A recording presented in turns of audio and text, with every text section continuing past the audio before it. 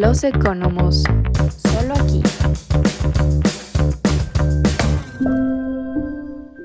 Bienvenidos a todos nuestros oyentes a este su podcast, Los Economos, el favorito de todas las personas interesadas en la economía y su historia. Pero bueno, empecemos. El día de hoy vamos a tocar un tema súper interesante que es el pensamiento económico en el siglo XVII y XVIII.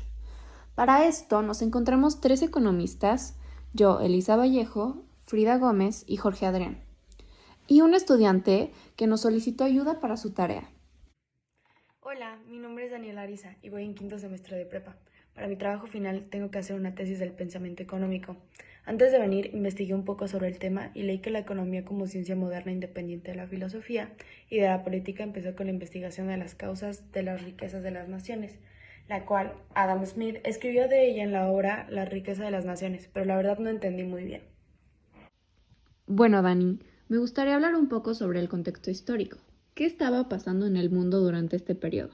Y bueno, esta etapa fue un tiempo lleno de cambios para todo el mundo, pero en especial para Europa, porque con tantas crisis y transformaciones llevaron a Europa a un retroceso, ya que la evolución global de la economía y la población fue negativa y pues todo esto trajo como resultado una crisis y bueno, varias crisis y bueno, creo que el siglo XVIII fue un siglo bastante difícil, pero gracias a esto, en su final fue una época de grandes cambios y principios de revoluciones, pues tenemos la Revolución Francesa y la Revolución Industrial.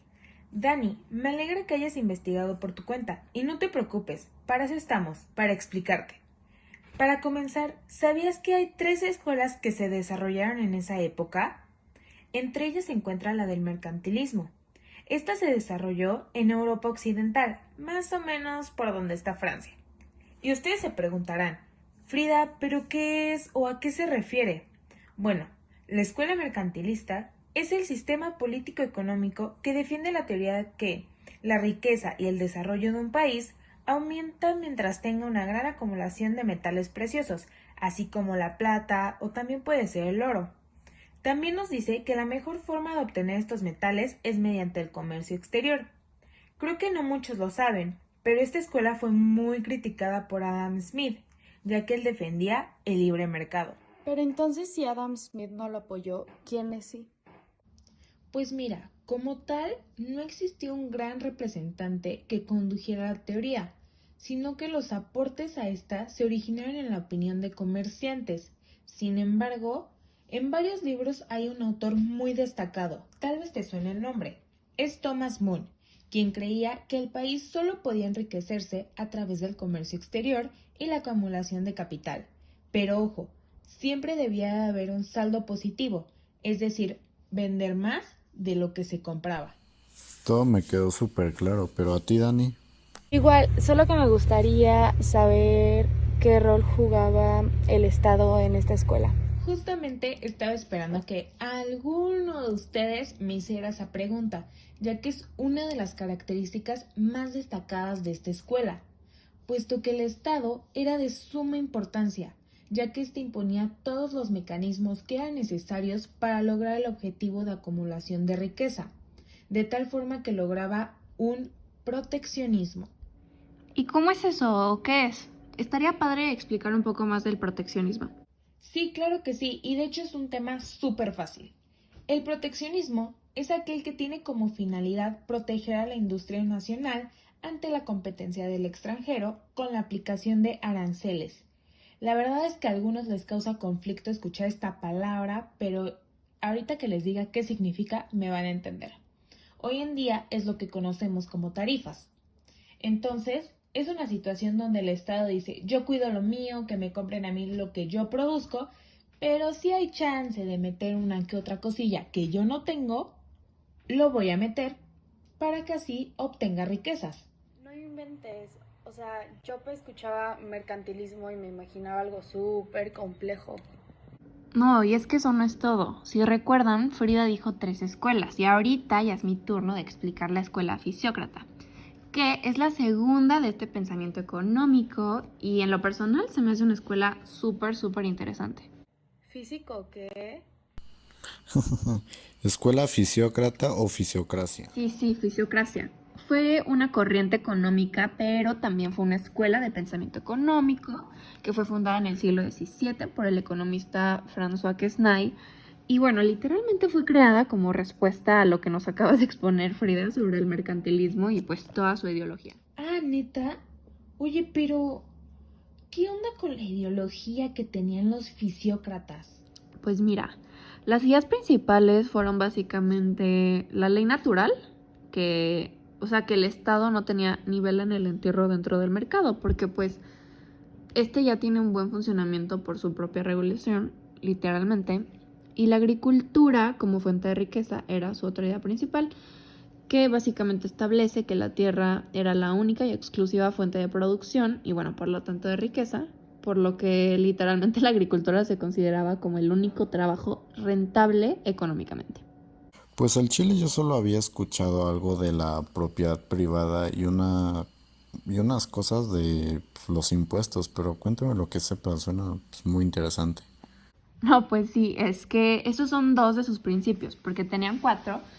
El primero es el impuesto único, donde se cobraba a los agricultores pues una cierta cantidad de dinero como impuesto, porque era la única actividad rentable, el único trabajo rentable. El segundo es la propiedad privada, que me parece genial que se consideraba como derecho fundamental. O sea, el ser humano debía de tener el derecho a poseer todo aquello que haya ganado con su propio trabajo, su dinero, sus bienes.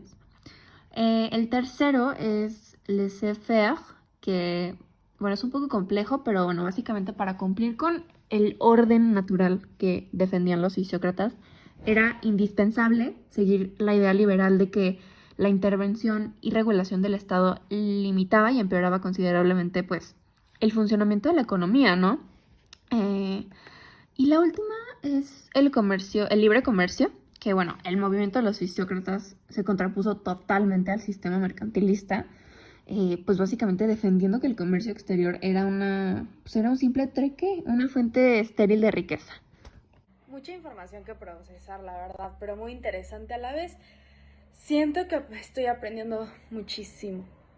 Pues sí, de hecho Smith critica a la fisiocracia por el hecho de que se considera improductivo el comercio y Marx, por su parte, agradece como el enfoque de los fisiócratas en lo que se llamaba economía primigenia, porque fue como capaz de mostrar la diferencia entre el valor del trabajo y su valoración añadida, bueno, valor añadido, pero los ve atrapados entre el contenido burgués de su propuesta y la envoltura feudal de su entorno, ¿no? Pues Marx. Y bueno, uno y otro llegaron como a compartir con los fisiócratas la idea de que pues, el progreso es imparable. Pero Smith lleva esa idea como a entender que el progreso tenía como culminación el capitalismo y Marx el comunismo. Muy padre la definición y mucho wiri wiri, pero a ver, quiero escuchar tu opinión de manera crítica. Pues yo creo que fue una corriente bastante importante porque sus ideas como que fueron parteaguas en la historia y bueno, siento que sus ideas inspiraron teorías y movimientos como, pues como la ilustración, ¿no? Pero no creo que la agricultura como actividad única, productora, ni el impuesto único haya sido como un gran aporte para otras sociedades, además de la francesa, en ese momento de la historia. Pero me parece bastante acertado y bueno, adelantado a su época el libre comercio y sobre todo la propiedad privada como derecho fundamental, ¿no? Creo que esos dos principios fueron las mayores aportaciones. Pues sí, ya me di cuenta que sí le sabes el línea, pero oigan, ustedes ya la verdad hablaron demasiado. Y todos van a creer que yo nada más vine a sentarme junto a ustedes, así que pues ahora es mi turno de hablar sobre, yo considero, creo es mi escuela favorita, que es la escuela clásica. Oye, Jorgito, es que sobre esa ya no sé mucho. Como les dije, la que más me gusta es del mercantilismo y la neta, a las demás no les sé. Entonces, ¿crees que nos la podrías explicar más a detalle? Pues mira, fue en 1776 cuando el capitalismo estaba en su auge. En este año, Adam Smith publicó su investigación sobre la naturaleza y causas de la riqueza de las naciones y terminó, si no mal recuerdo, en 1871 cuando, perdónenme por los nombres, pero yo soy malo, no soy bueno pronunciándolos.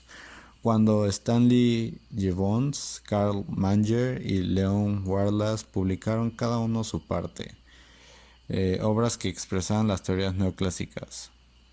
Y cuando me puse a leer sobre esto vi que todas las páginas o todos los sitios donde estaba leyendo Mencionaban 5 principios, los cuales son la ley de los rendimientos decrecientes, la ley la ley de la ventaja comparativa, la noción de la soberanía del consumidor, la importancia de la acumulación de capital para el crecimiento económico y por último, el mercado como un mecanismo para conciliar los intereses de los individuos con la sociedad. Oye, Jorge, ¿y sus pensamientos era igual que en alguna que ya mencionamos, no?